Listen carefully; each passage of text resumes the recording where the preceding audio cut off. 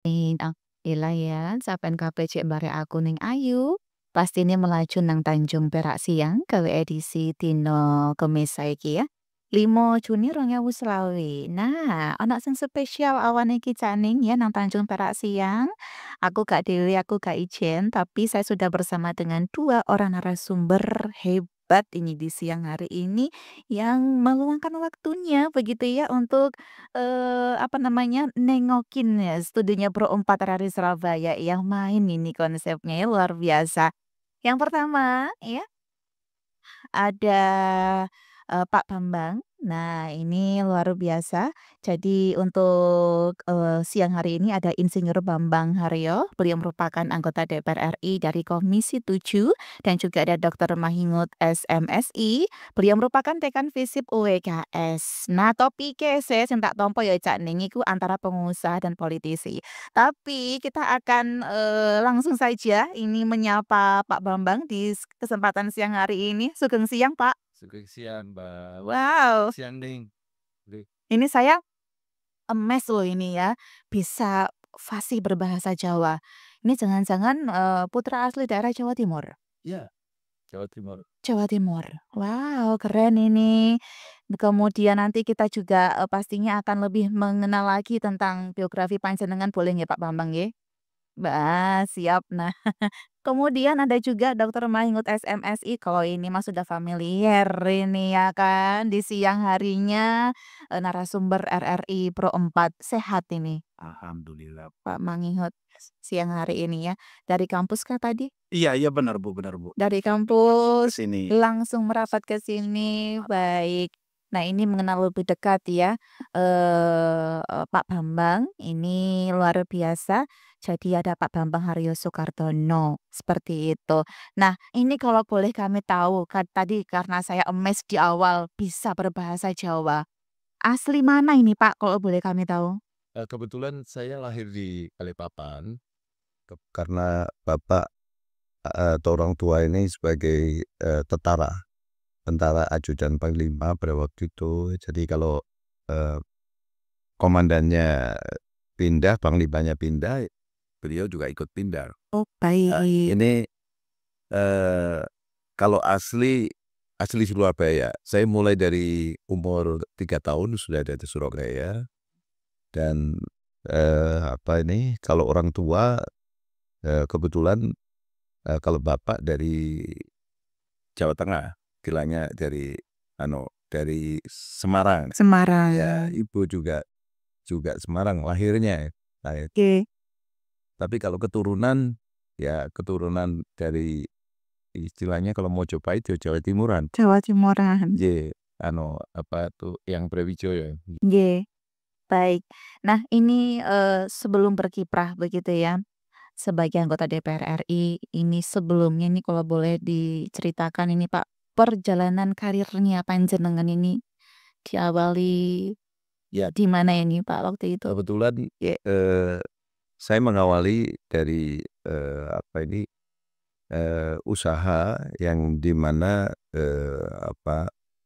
orang tua sebagai founder daripada perusahaan itu, dan di eh, tahun 1980 bapak saya sudah meninggal. Saya tetap membantu dalam ini bersama ibu sebagai pimpinan pada waktu itu. Terus di tahun 1999 itu saya diberi satu mandat untuk memimpin perusahaan itu. ya. Dan alhamdulillah di tahun 2000 perusahaan pertama kali mendapatkan satu penghargaan tertinggi dari Kementerian Perhubungan yang atas nama Presiden, Pralabdya Ekatama, kalau nggak salah, nggak tahu. Pralabdya itu penghargaannya tertinggi di ulang tahun perhubungan. Dan di ulang tahun saya, Pak Agung Gumelar waktu itu sebagai Menteri Perhubungan itu menginginkan untuk memberikan penghargaan kepada saya di 16 Januari tahun 2001. Di sini saya mengembangkan perusahaan ini agak sedikit lebih pesat jauh ya, agak agak sedikit lebih pesat ya. Pada waktu itu dari 12 kapal langsung pada saat saya mendukung untuk pengembangan ini, jadi istilahnya diberikan satu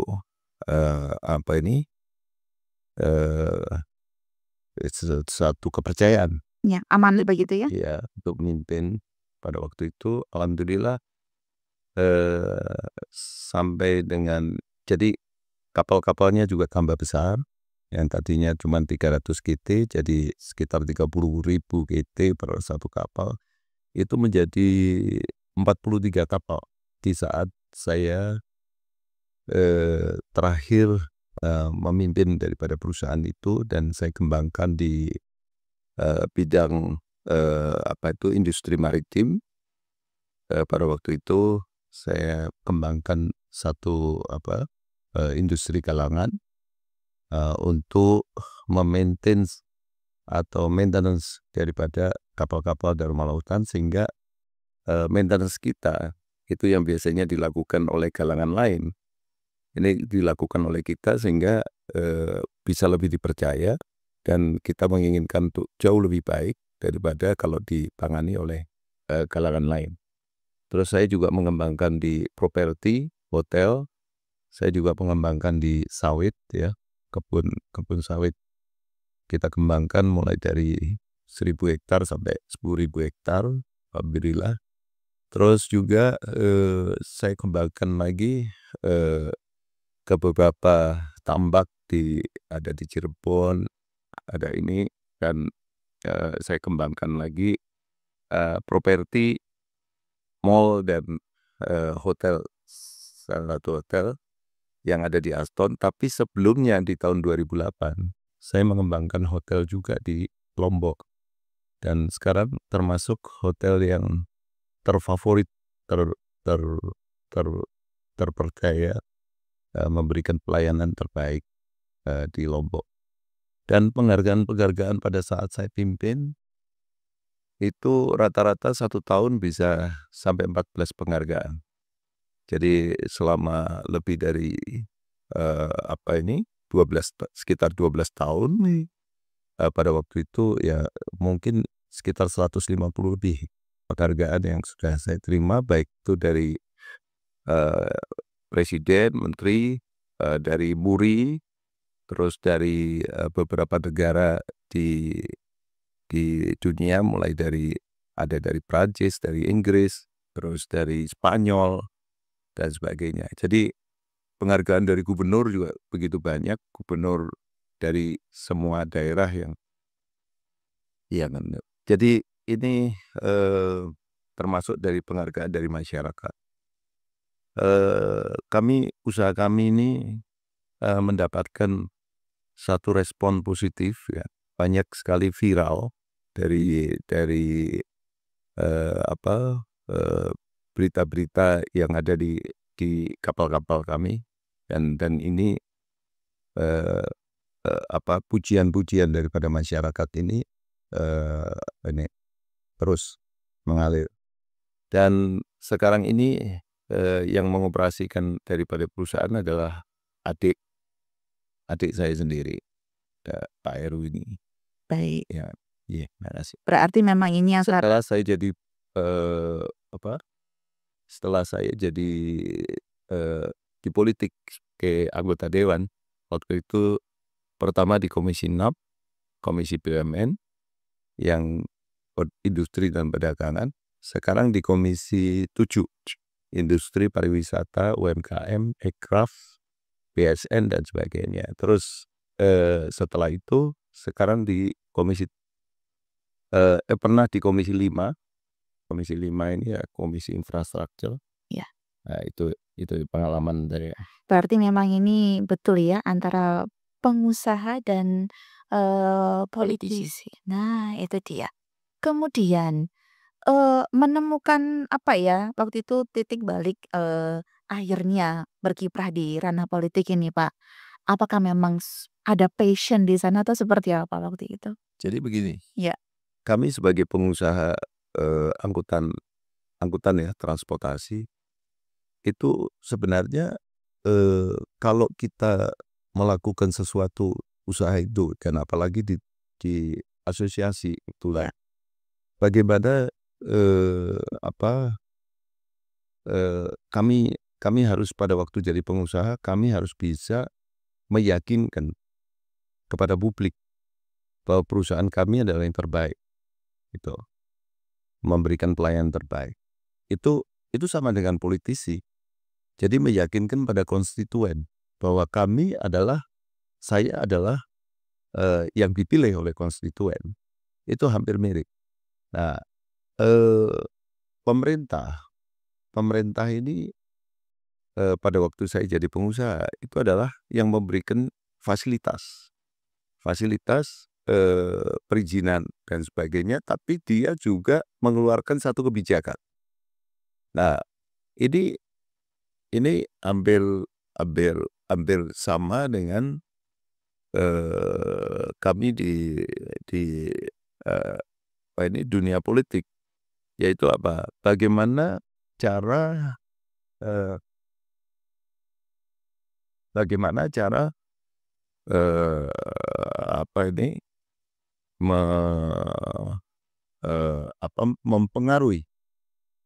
mempengaruhi kebijakan daripada pemerintah.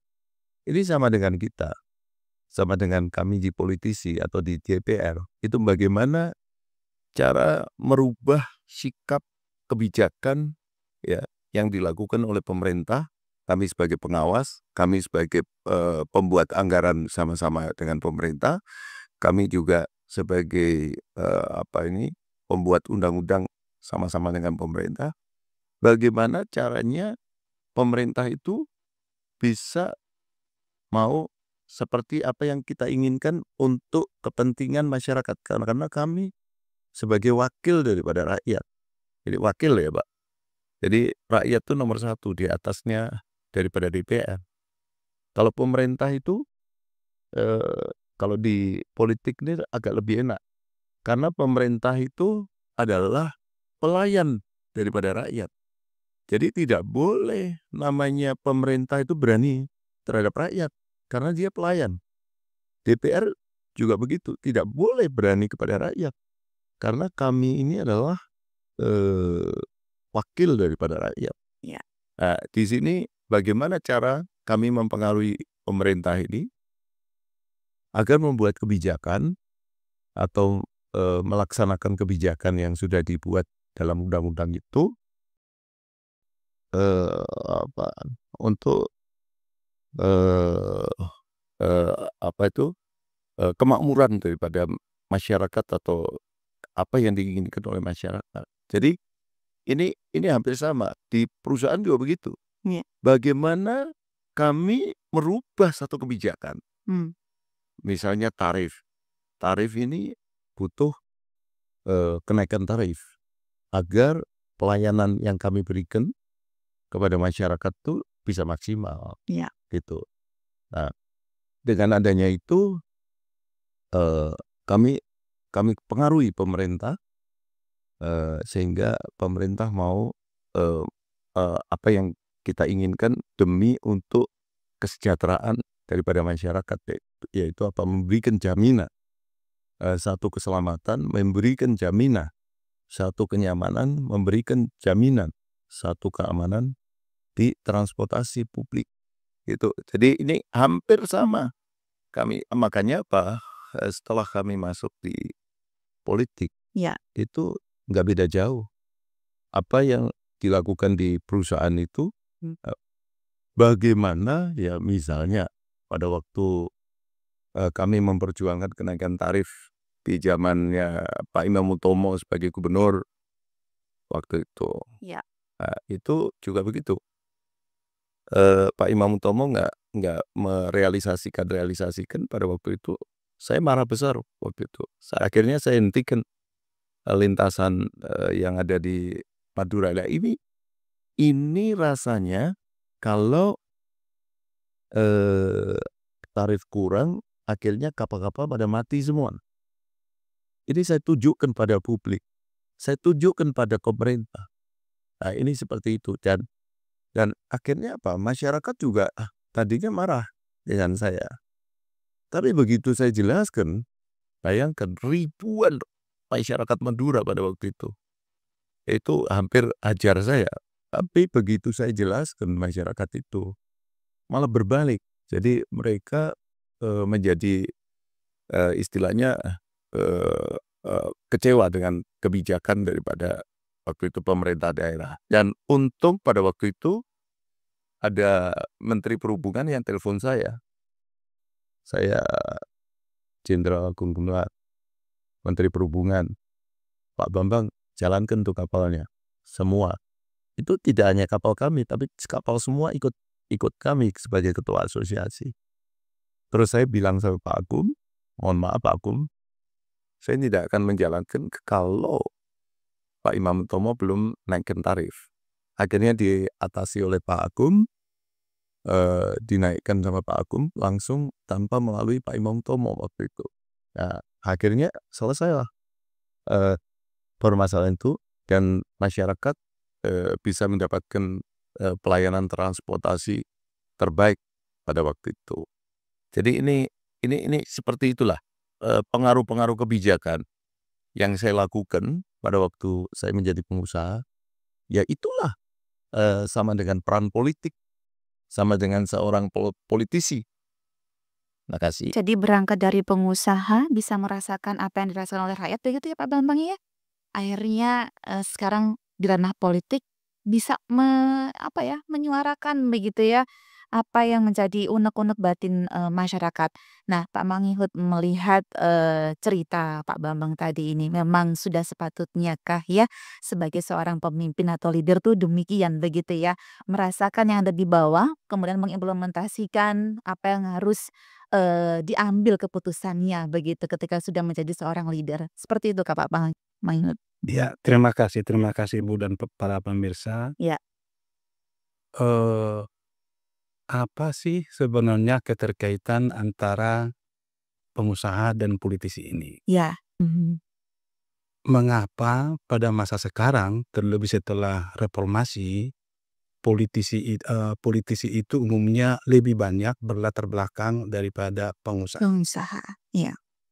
Yang pertama, sukses dulu sama Pak Bambang dan saya kenal sama beliau sangat dermawan sekali dan sekarang dia mahasiswa kami. Oh iya? Ya, mudah-mudahan nanti secepat selesai. Amin, dan mudah-mudahan. Iya. Nah, kita ketahui Ya. bahwa politik kita itu berbiaya tinggi. Sementara partai politik itu mempunyai sumber dana itu sangat-sangat terbatas. Ada 3 sumber daripada partai politik itu. Yang pertama, sumbangan dari masing-masing anggota, kemudian dari sumbangan APBN. Dari APBN itu kalau untuk DPR RI ada sebesar Rp1.000 per suara, untuk provinsi Rp1.200 per suara, kemudian untuk DPRD kota kabupaten itu ada 1.500 suara. Itu merupakan uang masuk lah kira-kira, bantuan untuk operasional daripada masing-masing partai. Dan juga ada bantuan daripada perusahaan, bisa yang dengan terbatas itu, perseorangan ada 7 miliar gitu misalnya per tahun, artinya sangat-sangat terbatas. Ya. Padahal kita ketahui bahwa untuk operasional partai politik itu sangat besar.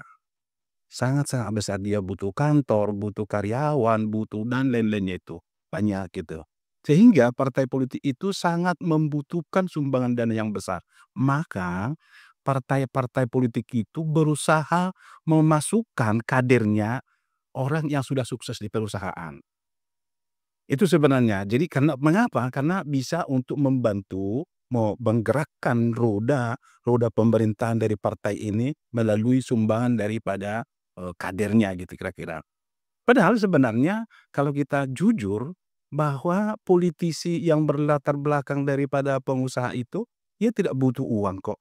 Arti kasarnya uangnya sudah sangat cukup. Nah, Tidak sesuai sebenarnya dari segi uang dari materi, tidak sesuai, ya mohon maaf ya Pak ya, tidak sesuai dengan pemasukan dengan kalau misalnya dia jadi pengusaha. Tapi ada di sana saling menguntungkan. Kalau pengusaha itu sebelum masuk menjadi politik itu, dalam tanda kutip ini, dia biasanya dipermainkan orang-orang yang tidak bertanggung jawab. Tapi setelah masuk di politisi, dia ikut menentukan regulasi. Jadi misalnya Pak Bambang ini sudah ikut menentukan bagaimana kebijakan-kebijakan untuk misalnya transportasi. Jadi dia bukan korban lagi, tapi sudah melaku bagaimana untuk agar, transportasi itu dan lain-lainnya itu bisa berjalan dengan baik, tidak ada yang dirugikan. Itu sebenarnya jadi antara politisi dan pengusaha ini saling membutuhkan dan saling menguntungkan, saling sinkron, saling membangun gitu. Jadi dengan adanya misalnya dia sudah misalnya artinya ya, dari segi ekonomi sudah cukup gitu, artinya dia bukan mencari ekonomi di sana, tapi bagaimana untuk melakukan regulasi itu dengan baik. Nah kalau kita lihat, politisi itu, seseorang itu untuk berhasil dari politisi punya modal. Modal itu ada 4, modal ekonomi, modal budaya, modal sosial, modal simbolik. Modal ekonomi tahu kita, uang, harta, dan lain-lain, itu modal ekonomi. Modal budaya itu misalnya tamatan dari mana, ya anaknya siapa, maka Pak Bambang ini jadi kuliah lagi. Kalau menurut saya sih itu menambahkan modal budaya. Kemudian modal sosial ini relasi kemana semakin luas. Pak Bambang saya yakin relasinya sangat banyak. Modal simbolik bagaimana kira-kira image orang. Jadi yang 4 modal ini sangat dibutuhkan, sangat diperlukan agar berhasil dalam soal politisi. Nah, bisa masing-masing ini, yang 4 modal ini bisa ditukar dan bisa dikumpulkan, diakumulasi. Jadi modal uangnya itu bisa dipakai atau ditukar untuk menjadi pemimpin politik. Jadi selain bertukar bisa diakumulasi semakin banyak. Jadi modalnya Pak Bambang ini sangat banyak. Dia modal ekonomi, modal sosial, karena budaya, dia kuliah lagi sekarang, dia sudah tua masih kuliah, dan modal nanti simboliknya. Jadi 4 modal ini mau diakumulasi Pak Bambang. Semoga nanti berhasil semuanya gitu kira-kira. Amin. Harapan kita semua ya. Tadi hal-hal keempat tadi ini merupakan, atas sinergi kolaborasi ya Pak Mangingot ya? Oke, saling berkesinambungan begitu ya? Iya. Baik. Nah, kalau kita melihat Komisi 7 nih Pak Bambang, membidangi tadi salah satunya juga ada pariwisata begitu ya Pak Bambang ya? Nah, ini untuk saat ini kalau kita melihat di Indonesia sendiri seperti apa kemajuan pariwisata kita Pak Bambang sejauh ini? Jadi begini, Ya. kemajuan pariwisata Indonesia ini sekarang ini, menurut saya itu masih jauh daripada apa yang kita inginkan. Terutama pariwisata yang diminati oleh masyarakat mancanegara. Ini sebagai contoh, Indonesia saat 2024 ini itu hanya mendapatkan turis, sekitar 12,6 juta turis. Sedangkan, misalnya Thailand itu sudah bisa mendapatkan sekitar 39 juta turis. Singapura sudah bisa mendatangkan sekitar 14-17 juta turis. Terus sekarang mereka kenapa kok bisa mendapatkan turis yang demikian besar?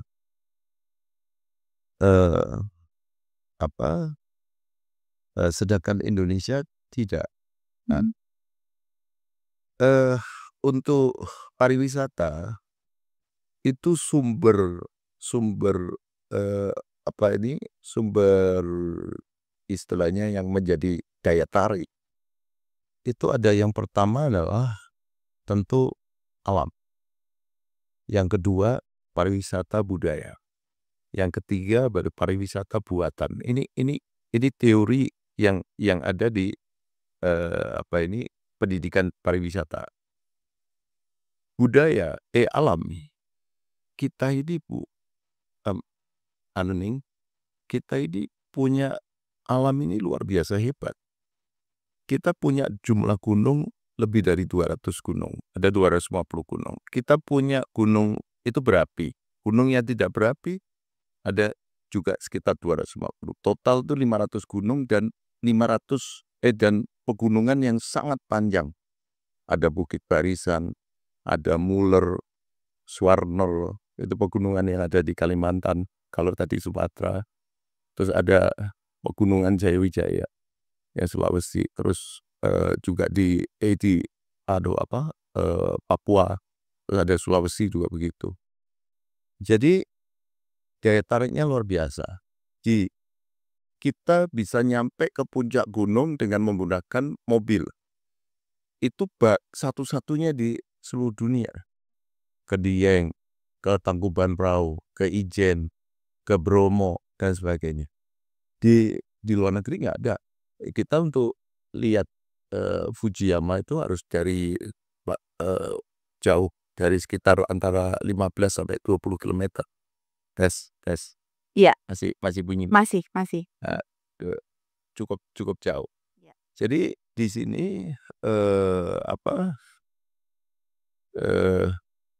dari gunung ini itu ada namanya air terjun. Satu Gunung Rinjani itu air terjun yang sudah ditemukan berkisar sekitar 60 air terjun. Ya, 60 air terjun ini, padahal ini baru sekitar 10-20% dari jumlah air terjun yang ada. Ya, jadi ini dari air terjun ini merupakan juga sumber wisata kita, daya tarik wisata kita. Setelah air terjun muncul namanya sungai. Sungai ini jadi cukup banyak yang biasanya dipakai untuk wisata arung jeram. Setelah dari sungai, maka kita juga pantai. Pantai kita panjangnya terpanjang di seluruh dunia. Cuman dari panjang pantai kita, bayangkan yang terpanjang di seluruh dunia, tapi 60%-nya bisa dinikmati sebagai pantai yang indah. Thailand nggak punya, gunung nggak punya, air terjun nggak punya, sungai punya, tapi tidak terlalu banyak banding dengan kita. Puluhan ribu sungai yang ada di Indonesia. Nah, di sini kita masih diberkahi dengan tadi itu pantai, panjang pantai, yang dimana 60%-nya bisa dipakai untuk wisata pantai, dan yang 30%-nya bisa dipakai untuk wisata laut. Dalam arti bisa snorkeling, bisa diving, bisa main selancar dan sebagainya. Jadi ini luar biasa. Sedangkan Thailand nggak punya. Kenapa kok bisa 39 juta? Singapura apalagi nggak punya sama sekali. Kenapa kok bisa sampai 17 juta? Bisa seperti itu. Ternyata mereka menjual, kalau di Thailand tuh menjual budaya. Budaya inilah yang disukai oleh masyarakat mancanegara. Jadi sedangkan kita budayanya nggak diangkat, culture nggak diangkat, museum nggak diangkat. Padahal mereka paling suka budaya adat, upacara adat, tari-tarian, museum. Itu turis pasti suka ke situ. Nah, ini sebagai contoh, Prancis itu juga nggak punya apa-apa, tapi dia bisa mendatangkan, pernah mencapai 250 juta turis, bayangkan Pak. Sedangkan kita hanya sekitar 12,5 juta.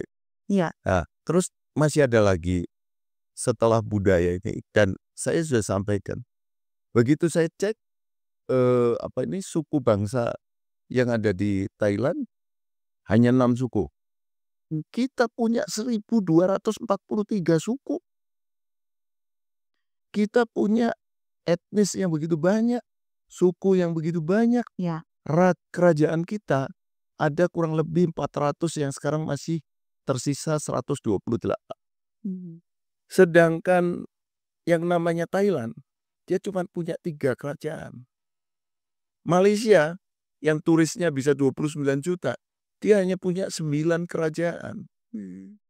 Mereka jual ini, 3 kerajaan mereka jual dengan berbagai tari-tarian, budaya, cara makan, makanan, ini, itu, yang sesuai dieksplor semua. Makanan itu penting. Kita punya 5.300 kuliner Nusantara. Tapi dari 5.300 yang diambil itu tidak lebih dari 100 kuliner Nusantara. Sebagai inti utama dari kuliner Nusantara termasuk rendang. Iya. rendang kita menjadi rendang makanan yang terlesat di seluruh dunia. Tapi saya heran, di tahun 2021 kita malah meresmikan ya rendang yang diproduksi di Belgia. Yang dimana Belgia bisa menghasilkan rendang 30 ton per bulan. Ini apa-apaan ini? Dan yang meresmikan menteri kita lagi. Gitu. Jadi ini yang saya jadi harusnya kalau pengen makan rendang ya di Indonesia. Kalau pengen lihat budaya, ya budaya Indonesia ya di Indonesia. Nah, kalau perlu ini yang terus terang budaya. Terus masalah yang lain itu di Thailand tuh dibuat wisata buatan.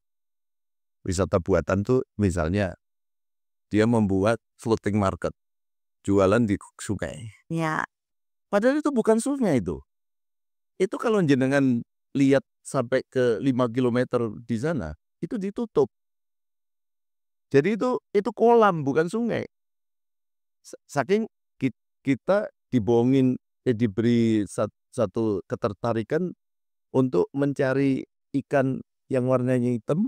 Kalau kita bisa lihat ikan yang warnanya hitam tuh Laki. Ya benar, Mbak. Ya. Laki. Beruntung. Nah, akhirnya kita fokusnya di ikan itu. Bukan fokusnya cari sampai mana sih sungai ini, ya kan? Hulu hilirnya begitu ya. Dan kapalnya, perahunya nggak dikasih speedboat, nggak dikasih mesin. Kalau kita dikasih mesin ya kita nyampe ke sana. Jadi kelihatan bahwa ini tipuan, itu. Tapi kita pakai getek gitu, ayo getekin sendiri sampai 5 kilo. Ya. Nggak bisa kan? Nah, ini sedangkan kita begitu banyak sungai, Barito, ini, itu, dan sebagainya, yang sudah dari nenek moyang kita ada yang namanya floating market, pasar terapung. Ya. Tapi tidak dieksplor. Ini yang jadi satu konsen kami, bagaimana kami akan mengeksplor ini semua agar turis-turis mancanegara itu mau ke Indonesia. Dan untuk menjadikan periksa aja, Ya. turis mancanegara kita yang ke Lombok itu hanya 450.000. Padahal Lombok begitu hebat, pantainya, gunungnya, dan sebagainya. Ada pulau di Malaysia, namanya Penang. Walaupun nggak ada apa-apanya, gunungnya nggak ada, ininya nggak ada, semuanya pantainya juga jelek banget, nggak ada.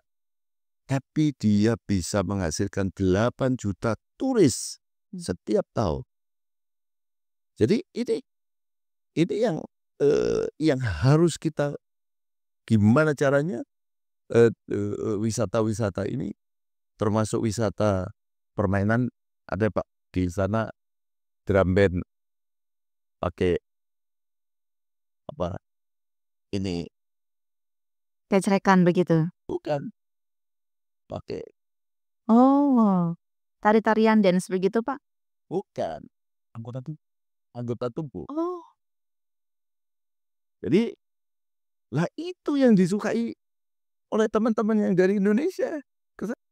Dan itu laris banget. Ya, terus ada lagi begitu banyak wisata itu, tembak-tembakan pakai air. Jadi pas musim ini tembak. Jadi kalau kita lagi ini tahu-tahu ditembak pakai air cot gitu. Itu juga suka orang-orang. Jadi inilah yang menjadikan pariwisata di Thailand, pariwisata di ini, karena budaya dan buatannya, pariwisata budaya bisa mengalahkan kita sebagai ini, padahal kita mempunyai semuanya ada di Indonesia. Ini yang perlu kita kembangkan. PR kita banyak ya Pak ya? Masih banyak. Masih banyak. Baik. Ini yang bergabung di 5462961.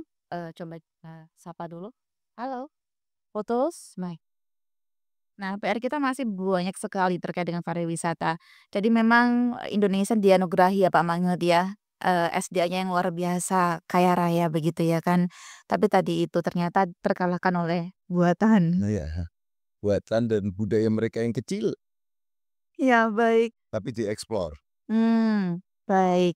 Ini yang sudah bergabung di jalur WA, kita sapa dulu. Halo, selamat siang. Selamat siang. Selamat Halo, iya, selamat siang Pak. selamat siang. Dengan siapa di mana Bapak izin? Dari Pak Sigit Pak, Mbak. Pak Sigit di mana? Betul, Surabaya. Surabaya. Baik. Betul yang disebutkan Bapak narasumber tadi. Sebentar saya kecilkan radio. Iya, tolong dikecilkan volume radionya ya Pak ya. Baik. Iya. Hmm. Itu Malaysia, Singapura, Kuala Lumpur, Beijing, Hong Kong itu memang pemasarannya wisata. Itu untuk tari-tarian memang bagus. Kalau di Indonesia, tari-tarian itu yang laku banyak itu di Bali. Itu tari-tariannya terkenal. Saya pernah mengunjungi negara-negara itu, saya di Singapura itu 24 jam. Di sana itu tidak tutup untuk hiburan, untuk tari-tarian, untuk toko, untuk wisata, intinya gitu. Saya di sana pernah 10 hari mengamati kegiatan orang-orang sana itu, ternyata kehidupannya hampir 24 jam. One stop living. Tidak tidur kotanya. Begitu Mbak. Iya, baik. Yang disebut Bapak tadi, saya tanya bagaimana untuk mengembangkan tari-tarian Indonesia, dan Indonesia itu semua wilayah provinsi itu beda-beda tari-tariannya. Bagaimana caranya Bapak? Baik. Itu aja. Mohon maaf, terima kasih. Baik, terima kasih Pak Sigit untuk siang hari ini ya sudah bergabung menanggapi ini. Langsung mungkin dijawab Pak Bambang. Yes. Izin, Prof. Jadi gini, tarian Nusantara kita ini jumlahnya ada 3.000. Iya. Tapi yang dipakai untuk apa itu yang dipertunjukkan oleh negara kepada masyarakat dunia atau mancanegara itu tidak lebih dari mungkin tidak lebih dari 60-70 tarian. Ini sangat kurang sekali gitu. Kita punya 3.000 tarian dan tariannya itu sangat indah-indah. Jadi ini yang harusnya kita sebagai pemerintah, saya juga sebagai DPR, mendorong bagaimana caranya setiap destinasi pariwisata itu wajib diselingi dengan tari-tarian yang ada di wilayahnya. Sehingga apa? Orang jadi tahu, orang jadi ini apa itu dibiayailah sama negara. Sehingga mereka yang pengen latihan nari begitu banyak. Dan ini yang harus dilakukan oleh Indonesia. Terus yang kedua tentu seperti apa yang dilakukan oleh oleh Pak Banyuwangi. Coba kita lihat. Pak Banyuwangi juga begitu. Dibuatlah 1.000 gandrung. Iya, ya toh? Itu gandrung kan, tariannya Pak ini gandrung. Jadi dibuat 1.000 gandrung untuk ini. Dan semua dibiayai oleh pemerintah daerah. Apa itu untuk masyarakat untuk menari, untuk belajar menari, dan semua desa harus muncul sekian puluh di target 30 penari gandrung. Dan itu akan dipertunjukkan bergantian ada di alun-alun. Ya. Ya, yang dibiayai oleh negara. Itu juga dilakukan oleh Mas Gibran yang ada di Solo. Sehingga pada waktu kemarin itu dengan adanya itu, maka turis-turis domestik ataupun turis-turis internasional itu akan berduyun-duyun datang ke situ dan mau membayar mahal. Seperti tarian kecak. Kecak itu orang mau membayar mahal. Membayar mahal itu pun masih overload, masih penuh. Nah, ini bagaimana pemerintah daerah, pemerintah pusat, pemerintah daerah gayung bersambut termasuk provinsi untuk gayung bersambut untuk mengeksplor semua tarian yang ada ini. Jangan buat tarian baru dulu. Tarian keturunan tarian tradisional dari kakek nenek moyang inilah yang dieksplor dulu. Baru kita buat tarian-tarian baru. Kacau dengan adanya tarian baru. Tidak ada satu kekasan daripada wilayah ini. Kalau Jawa ya harus halus, ya kan? Ya, ternyata Jawa terus dicampur kontemporer jadi Jawa campur kecak, campur ini, campur itu. Nggak karuan semua Indonesia. Jadi ini mohon maaf, akhirnya apa? Tidak ada satu ciri khas daripada daerah itu dan masyarakat jadi belajarnya jadi susah. Karena belajarnya susah itu apa? Kok berubah-ubah tariannya sebagainya. Kalau di luar negeri enggak. Ya. Tarian itu ya. Baik. Harapan kedepannya apa nih Pak Bambang terkait dengan pariwisata kita di Indonesia seperti itu? Ya saya pikir satu ya pariwisata kita harus konsisten, terus anggarannya juga harus cukup. Karena apa? Yang memberikan kontribusi sebenarnya pendapatan satu negara itu dari sisi pariwisata. Ya.